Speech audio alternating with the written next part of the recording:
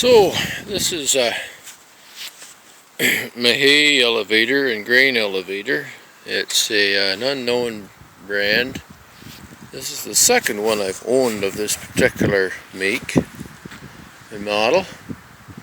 And this one here I picked up used and tried to get so the wind's maybe not so bad, but it's a real windy day and I don't know whether this is going to work out as a video, but we're going to try here. So I got this as a scrap with a sort of a job lot of other used equipment, cultivator, manure spreaders, bunch of different things, a disc, bunch of random stuff. But this hay elevator was sort of the prize piece, and it had been parked, and they had took a bearing out of the reduction drive down there, and in the process, before they got it put back together, they lost some of the parts, and it never ever got pushed up back into the weeds, and there it sat for 20 years till I bought it. So I had to put new pillow blocks on the reduction there. This one with the orange pulley, and then I actually rigged it up with a gasoline engine so I could use it without electricity. So this is what this angle iron here is for, and I still have the gasoline engine, but I wanted to convert it over to power takeoff just because it's easier than wrestling with that engine on and off, and I have the engine on the buzzsaw right now. So what I did here was I converted it over, a little bit of homemade welding. I had a couple of old antique chunks of PTO shafts, and I spliced them with a piece of square tubing, and I welded a stub on the end of the reduction shaft and welded it into the end here, and we got it converted over to PTO drive. So it seems to work good. I just oiled it all up here, used motor oil on the chain and everything. This thing sits out 24/7, 365, so more oil the better. So anyways, I had to do a bunch of work up here at the other end. The previous owners smashed it into something, and it was still functional, but it was pretty broken.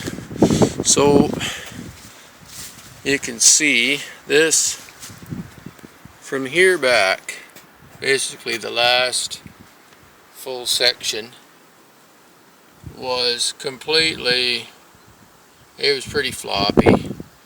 They'd obviously backed it right into something. Bang. And they bent.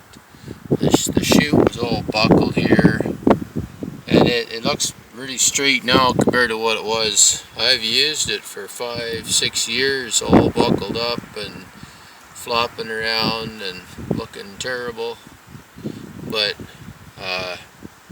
it wasn't getting any better, so I decided to bite the bullet here. So I went back here to where there was good solid level meat and put these angle irons in, and then I ran a tubular steel frame down, welded to this junction here, down, and it sort of supports this this end.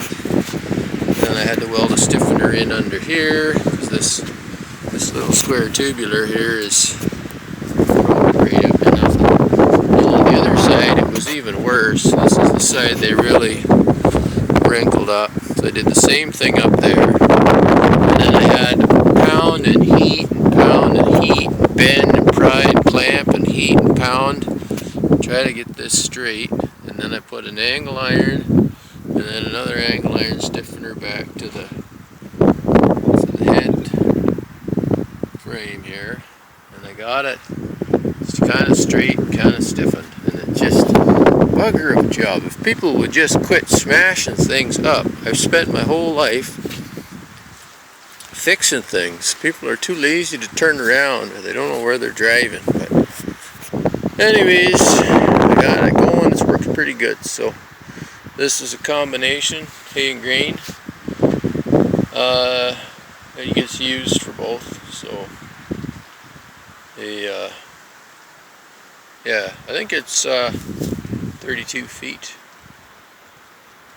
so something like that. But anyways, over and out.